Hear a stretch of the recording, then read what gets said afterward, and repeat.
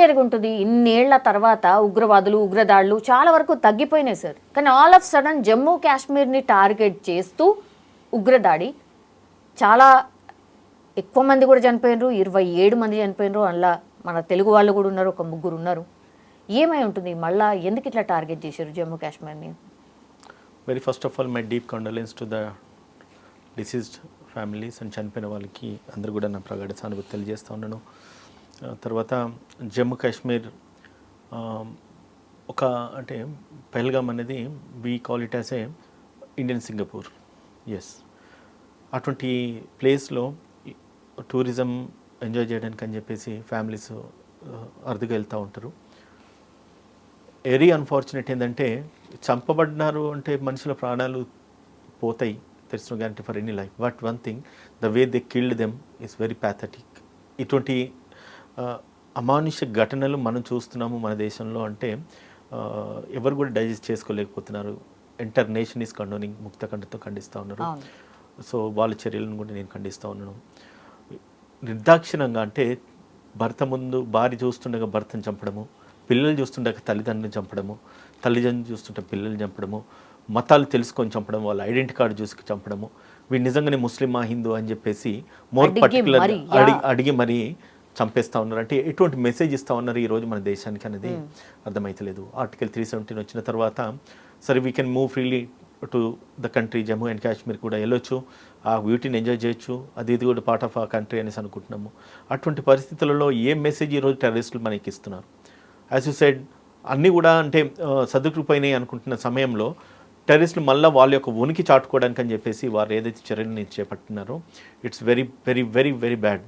And this not the time we question the intelligence or intelligence question చేయాలి, లేదంటే కనుక ప్రభుత్వాన్ని మనము తప్పు పట్టాలి లేకపోతే అని కాదు. కానీ but enter nation should stand for this and enter nation should condone this. Today they, tomorrow we. అంటే ఈరోజు వాళ్ళు కావచ్చు, రేపు మనం కావచ్చు, ఈరోజు కాశ్మీర్ కావచ్చు, మరో రోజు ఇంకోటి కావచ్చు. టెర్రరిస్టుల అటాక్లు అసలు భారతదేశంలో ఎందుకు జరుగుతూ ఉన్నాయి? మన దేశంలోకి టెర్రరిస్టులు ఎక్కడి నుంచి వస్తున్నారు? వీళ్ళు వాడుతున్న మారిన ఆయుధాలు వాళ్ళకి ఎక్కడి నుంచి వస్తున్నాయి? చూస్తే కామన్ మ్యాన్ లెక్క ఉంటారు, but they carrying the weapons, AK-47, AK-56, గ్రెనేట్లు, బుల్లెట్స్ ఎక్కడి నుంచి వస్తున్నాయి? ఏ దేశం నుంచి, ఏ కంట్రీ నుంచి వస్తున్నాయి? వాళ్ళు తయారు చేసినవి కాదు. ఎటువంటి కంట్రీస్ వీళ్ళకి సపోర్ట్ చేస్తూ ఉన్నారు మన భారతదేశం మీద దాడి చేయడానికి అనేది? ఎవరు పరిరక్షించుకోవాలి? When the country prime minister is not there, when the American vice president is coming to India, yes, what is the message they are going to give? When there is a scope of conducting an election, రేపు ఏం scope ఇస్తున్నారు, ఏం message ఇస్తున్నారు? ఇంత నిర్దాక్షంగా మనుషులను చంపడానికి గల కారణాలు ఏంటిది? రైఫిల్స్ పెట్టి, వెపన్స్ పెట్టి కాలుస్తూ ఉంటే, చంపుతూ ఉంటే మరి టూరిజంను ప్రొటెక్ట్ చేయాల్సిన పోలీస్ యంత్రాంగం, ఇంటెలిజెన్స్ యంత్రాంగాలు ఏం చేస్తున్నాయి? మిలిటరీ ఏం చేస్తూ ఉన్నారు? What is happening in the country? Everybody minds are in behind this. ఆలోచిస్తున్నారు, ప్రతి ఒక్కరి మైండ్స్ దీని మీద ఆలోచిస్తూ ఉన్నాయి. ఏం జరుగుతుంది, దేశానికి రక్షణ ఎక్కడి నుంచి వస్తుంది, ఎట్లా వస్తుంది అని చెప్పేసి. ఎవరైనా ఇమాజిన్ చేస్తున్నారా ఈ రకంగా ప్రాణాలు పోతాయని చెప్పి? ఒక మిలిటరీ ఆఫీసర్ వైఫ్ అక్కడ కూర్చొని ఏడుస్తూ ఉంటే, ఆ పిక్చర్ చూస్తూ ఉంటే కళ్ళకి నీళ్ళు వచ్చినాయి. ఆమె ఎంత పెయిన్ అనుభవించి ఉండాలి, ఎంత బాధ, ఎంత మనోవేదన అనుభవించి ఉండాలి. కళ్ళ ముందు భర్తను చంపేస్తాను, నన్ను కూడా చంపేసేయండి అంటే ఆ పెయిన్ ఆమె తట్టుకోలేక నేను కూడా చనిపోతే అయిపోతా అంటే పోయేసి నీ మోడీకి చెప్పుకో, నీ ప్రధానమంత్రికి చెప్పుకో అని చెప్పేసి మాట్లాడుకుంటూ వాళ్ళు వివరించుకుంటూ ఆ మనిషిని చంపేసినారంటే ఎక్కడ మానవత్వం పోతుంది? ఎక్కడ ఉంటున్నాం మనం? ఏ దేశంలో ఉంటున్నాం? మన ప్రాణాలు, మన దేశ ప్రజల ప్రాణాలు మనం కాపాడుకోలేకపోతున్నాం. యుఏ నుంచి వచ్చిన వాళ్ళు అంటే వేరే అదర్ కంట్రీస్ నుంచి కూడా వచ్చిన వాళ్ళు కూడా అక్కడ చంపబడ్డారు, ఇంత నిర్దాక్షిణంగా చంపబడ్డారు. It's not that we question the government, it's not that we question the intelligence, but definitely today we have to question the government, we have to question the intelligence. Why, where are you sleeping? ఎక్కడ పడుకున్నారు మీరు? ఎందుకు ఆ ప్రాణాలు కాపాడుకోలేకపోయారు? ఎందుకు ప్రాణాలు కాపాడలేకపోతే? సరే ఈ రోజు 28 మంది, రేపు ఇంకెంత మందిని? 2 days క్రితమే సార్ కేంద్రం జనరల్లీ కొన్ని హెచ్చరికలు ఇస్తూ ఉంటుంది సార్. అందులో భాగంగా 2 days క్రితమే హెచ్చరికలు ఇచ్చింది మొత్తం ఆల్ ఓవర్ కంట్రీ. ఏదో జరగబోతోంది, కొంత అప్రమత్తంగా ఉండని అని అన్ని స్టేట్స్కి అయితే ఒక మెసేజ్ అయితే ఇస్తుంది సార్. సో మెసేజ్ ఇచ్చిన 2 daysకే ఇన్సిడెంట్. మెసేజ్ ఇచ్చిందంటే వాళ్ళకి ఆ విషయం తెలిసిందంటే నిఘా విభాగాలు వాళ్ళకి ఇంటిమేట్ చేసిందంటే, ఇంటిమేట్ చేసినప్పుడు వాళ్ళు చేయాల్సిన ప్రథమ ధర్మం వాళ్ళు ఖచ్చితంగా దాని మీద ప్రొటెక్షన్ తీసుకోవాల్సిన అవసరం ఉండే. వాళ్ళకి తెలిసిన విషయాన్ని వాళ్ళు కాపాడలేకపోయినారు, వాళ్ళు ప్రొటెక్ట్ చేయలేకపోయినారంటే మరి వాళ్ళ వైఫల్యం కాదు ఇది? ఎవరు చేస్తూ ఉన్నారు ఇది? ఎవరి వైఫల్యం ఇది? ఒకసారి ప్రభుత్వాలు క్వశ్చన్ చేసుకోవాలి వాటిని. ఈరోజు సరే ఇన్సిడెంట్ జరిగింది, అందరం కూడా భారతదేశంలో అందరూ కూడా ఒకటేసి ఖండించాలి. బట్ ఖండించడం వల్ల ప్రయోజనం ఏంటిది? ఇన్సిడెంట్ జరిగిన తర్వాత ఖండించడం వల్ల ప్రయోజనం ఏంటిది? జరగకముందు ఏం చేస్తున్నాం అనేది ఇంపార్టెంట్ కదా. దానికి సమాధానం ఎవరు చెప్పాలి? ఈరోజు ఇన్సిడెంట్ జరిగిన తర్వాత ఈరోజు హోమ్ మినిస్టర్ పోయిండా, లేదంటే కనుక ప్రధానమంత్రి మళ్ళీ వెనక్కి వచ్చిండా, పోతున్నాడా? Yes, we agree. ఇన్సిడెంట్ జరిగినందుకు మీరు సానుభూతి మీరు ఎక్స్ప్రెస్ చేయాలి, ఇవాళ మీరు మీటింగ్లు పెట్టుకోవాలి, అన్నీ చేయాలి. పోయిన ఒక్క ప్రాణాన్ని తీసుకురామని చెప్పండి, ఒక్క ప్రాణాన్ని తీసుకురామని చెప్పండి. ఇంత నిర్దాక్షిణంగా చూసుకుంటే బట్టలు కూడా ఊడదీసి వాళ్ళను టెస్ట్ చేసేసి కొట్టి చంపుతున్నారంటే ఎటువంటి సమాజంలో ఉన్నాం? అండ్ వీళ్ళకి మోర్ పర్టికులర్లీ వెపన్స్ ఎక్కడి నుంచి వస్తున్నాయి? ఏ దేశం సపోర్ట్ చేస్తూ ఉన్నది వీళ్ళని? ఇది ఎందుకు మనం పనిచేస్తలేము? దీని మీద ఎందుకు మనం క్వశ్చన్ చేయట్లేదు? దీని మీద ఎందుకు మనం ప్రశ్నించట్లేదు? వెపన్స్ పట్టుకొని మన దేశానికి ఎట్లా వస్తూ ఉన్నారు వీళ్ళంతా కూడా బాధాప్తా? ఎక్కడి నుంచి వస్తున్నారు? భారతదేశం అంతా కూడా చుట్టుపక్కల సీ ఉంది కదా. ఏ దేశంకు మన భారతదేశం యాక్సెస్లో ఉన్నది? అర్థం చేసుకోండి.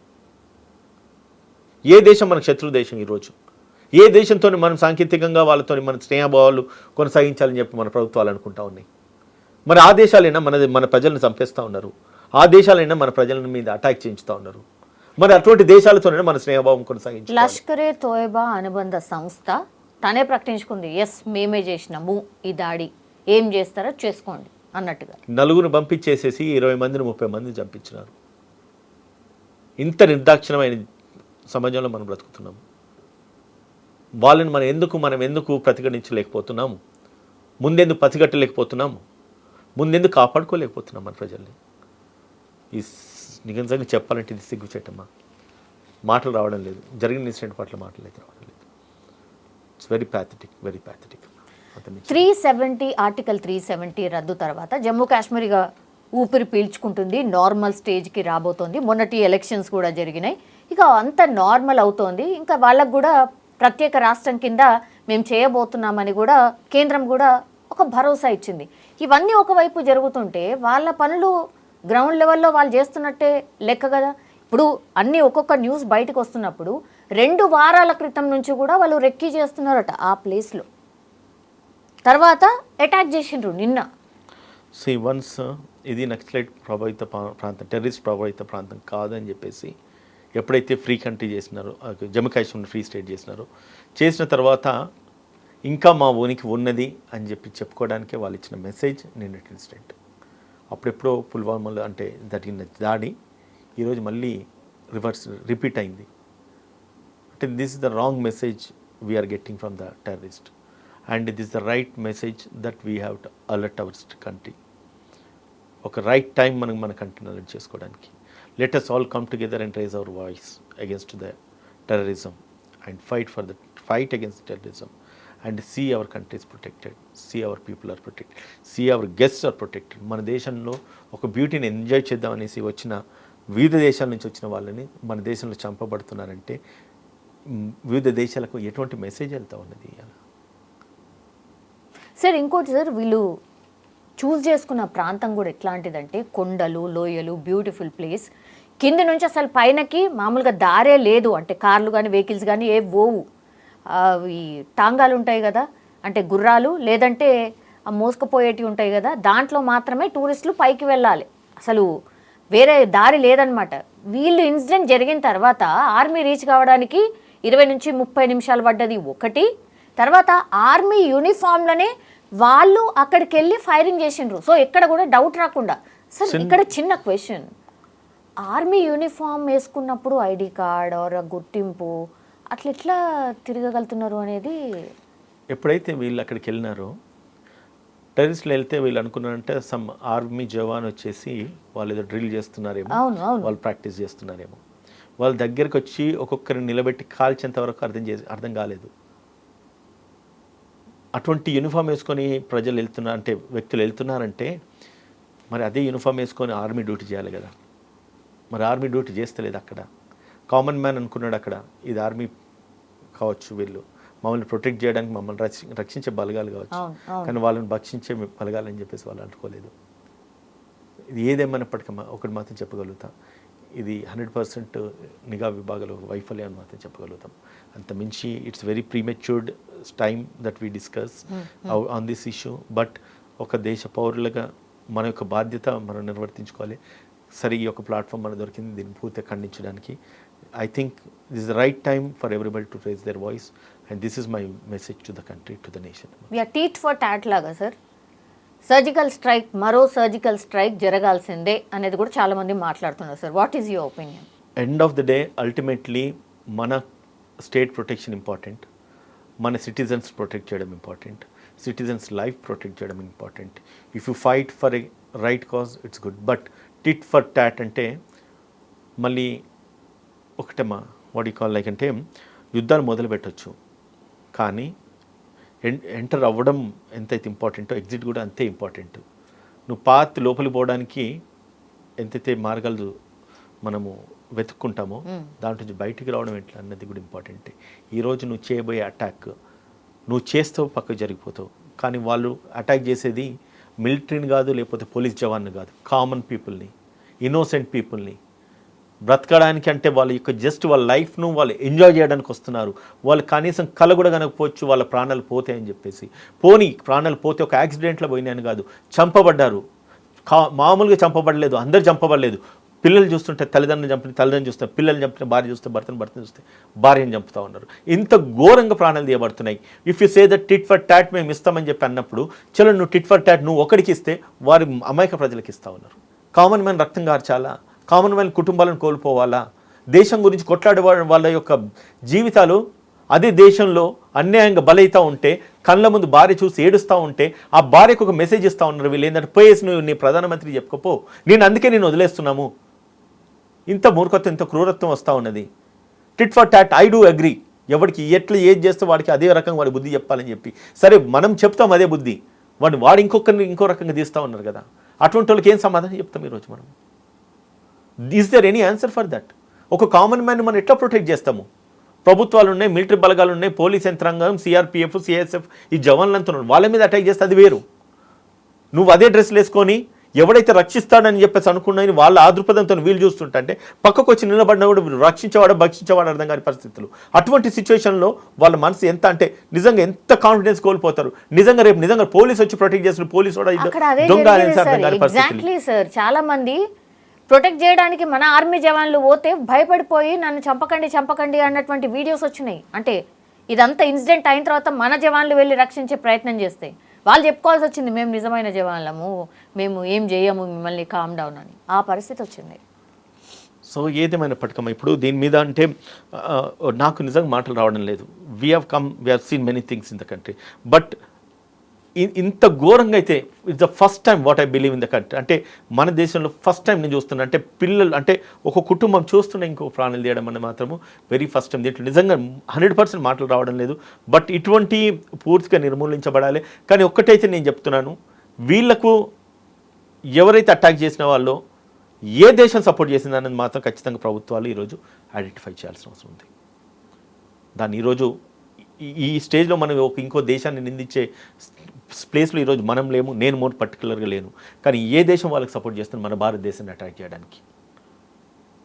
ఒక కామన్ మ్యాన్కి ఇంత స్ట్రాంగ్ వెపన్స్ ఎక్కడి నుంచి వచ్చినాయి? ఏ ఇంటెన్షన్తో, ఏ మోటివ్తో మన దేశ ప్రజల మీద వాళ్ళు దాడి చేస్తూ ఉన్నారు? ఏ దేశాలు మనం సపోర్ట్ చేస్తున్నాయి? ఎందుకు సపోర్ట్ చేస్తున్నాయి? ఏం చేద్దాం అనుకుంటున్నారు భారతదేశాన్ని? ఈ రాజకీయ కక్షల, లేకపోతే పోనీ సిస్టమ్ నుండి భారతదేశం సిస్టమ్ యొక్క కొలాప్స్ చేయనిక, లేదంటే ఇంకా కూడా మా టెర్రరిస్టుల ఒక ఉనికి జేఎన్కేలో ఉంది, జమ్మూ కాశ్మీర్లో ఉందని చెప్పేసి వాళ్ళ ఉనికి చాటుకోవడానిక? ఎటువంటి భయాందోళనకు గురి చేస్తున్నారు? అయిపోయిందిరా మన దేశం మన రాష్ట్రంలో మనకు వచ్చేసినాం అని అనుకున్న తరుణంలో లేదు, ఇంకా కూడా ఇది మాదే, మా పట్టు ఇంకా ఉన్నది అని చెప్పి ఒక రాంగ్ మెసేజ్ మళ్ళీ వాళ్ళు ఇచ్చినారు.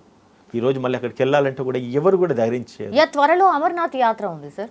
అమర్నాథ్ యాత్రని టార్గెట్ చేసుకొని అంటే ఒక భయాన్ని క్రియేట్ చేయడానికే, అది ఆపడానికే చేశారు. ఇంత జరిగిన తర్వాత కూడా మళ్ళీ ప్రజలు మాట్లాడుకునేది ఏంటంటే అమర్నాథ్ యాత్రలో కావాల్సిన ప్రొటెక్షన్ ఇవ్వాలని చెప్పేసి. అక్కడ మళ్ళీ ఒక ప్రాణం పోయినా కూడా ఆ ప్రాణాన్ని తిరిగి తీసుకురాలేము. ఈరోజు 26-28 మంది కావచ్చు, రేపు ఇంకొక 0 పెరిగితే ఛాన్సెస్ లేవా? పాసిబిలిటీస్ లేవా? అమర్నాథ్ యాత్ర అంటే కోట్ల మంది ప్రజలు అక్కడికి వస్తారు. ఎట్లా రక్షిస్తారు? వాళ్ళ లైఫ్కి వాళ్ళకి ఏం సెక్యూరిటీ ఇస్తున్నారు? ఏ ధైర్యం ఇచ్చి వాళ్ళని పంపిస్తారు? ప్రభుత్వం ఎటువంటి ప్రొటెక్షన్స్ ఇచ్చి పంపిస్తుంది? ఎంతమంది జవాన్లను ఇస్తారు? నిజంగా వాళ్ళు జవాన్లా కాదన్నది కూడా ప్రజలు కామన్ మ్యాన్ ఎట్లా ఐడెంటిఫై చేస్తారు? ఈరోజు వచ్చింది అదే మిలిటరీ జవాన్ యూనిఫామ్లో వచ్చిన వాళ్ళే అటాక్ చేస్తున్నారు. నిజంగా రేపు మిలిటరీ వాళ్ళు వచ్చినా కూడా వాడు మంచోడ చెడ్డోడ ప్రతి క్షణం భయాందోళనకు గురి కావాల్సిందే కదా. అమర్నాథ్ యాత్ర కొనసాగాలి. We do agree, I do agree. మరి యాత్ర కొనసాగుతుంటే మీరు పబ్లిక్ ఇచ్చే ప్రొటెక్షన్, సేఫ్టీ మెజర్స్ ఏంటి, సేఫ్ గార్డ్ ఏంటిది? నువ్వు ఇప్పుడు ఈరోజు ఇచ్చిన మెసేజ్ ఏంటిది?